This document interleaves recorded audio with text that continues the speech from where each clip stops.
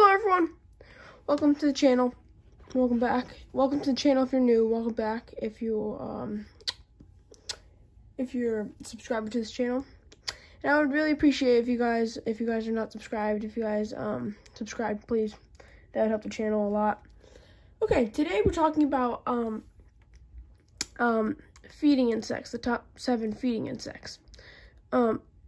They're rated on mostly like finding, you could find them anywhere and stuff like that, and they're also really good for your animal. So let's move on to the video. Okay, number 7, the fruit fly. The fruit fly is a good feeder to stuff like chameleons and some types of geckos, but to others like bearded dragons and leopard geckos, no, not so much. Yeah, so you can get them at PetSmart and stuff like that. You can find them. It's just the fact that you can feed them to just like a little group of animals. It's not like you could feed them to like bearded dragons and leopard geckos and stuff like that. That's what only makes it top 7. It would be like up in the tops. It would be like in the top 3 if all animals could probably eat it because they're really easy to find and stuff. So yeah, now let's move on to the next one. Number 6, hornworms. Hornworms, there's a problem with them.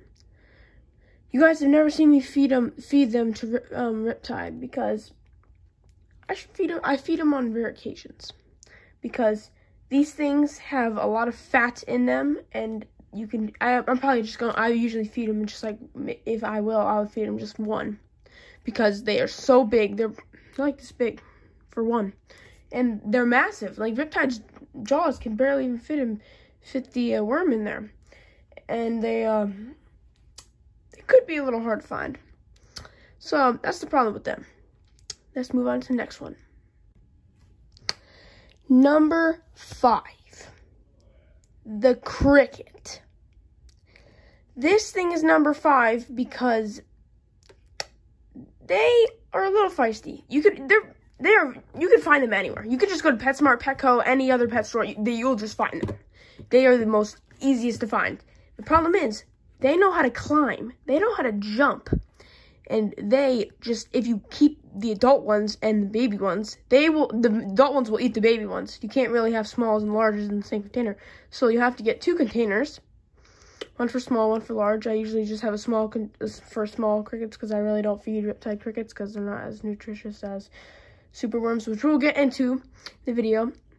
So crickets just don't have as much nutrients as stuff like superworms, like I said earlier. So if I'd go with anything, I would go with something better than a cricket. Let's move on to the next one.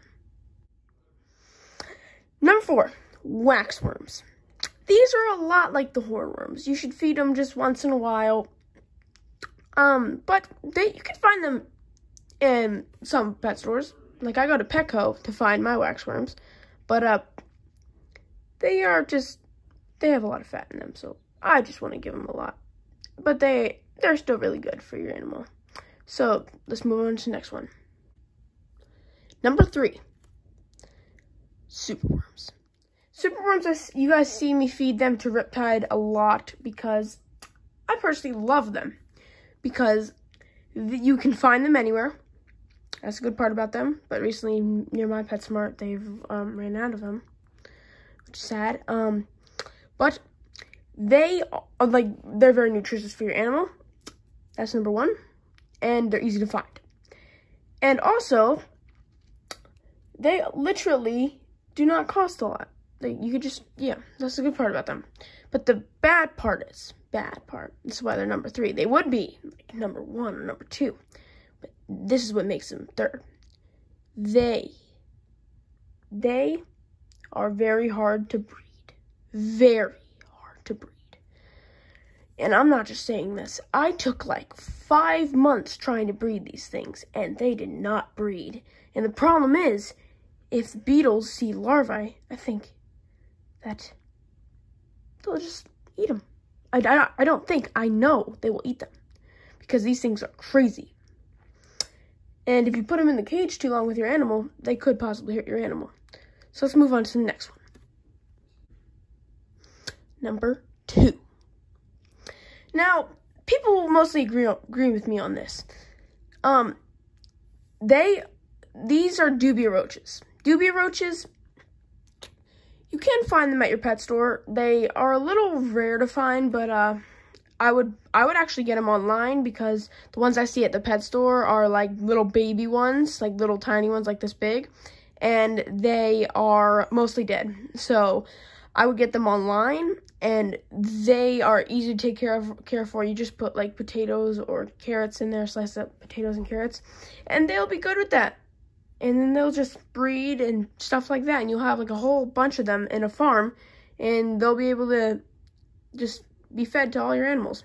So let's move on to the final one. The last, the best animal, the best insect to feed to your animals, your reptiles, are the mealworms. They are superworms, but smaller.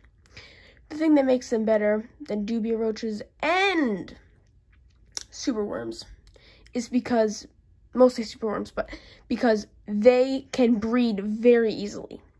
They do not eat larvae, and they don't take like months to literally turn into larvae. They're literally, it takes them like a couple weeks actually just to turn them into larvae. And they are cheap. You can find them at any pet store. And the one I told you with the superworms, they're not the superworms at my PetSmart. The mealworms are still there. They're still open, but I usually just go to Petco anyway.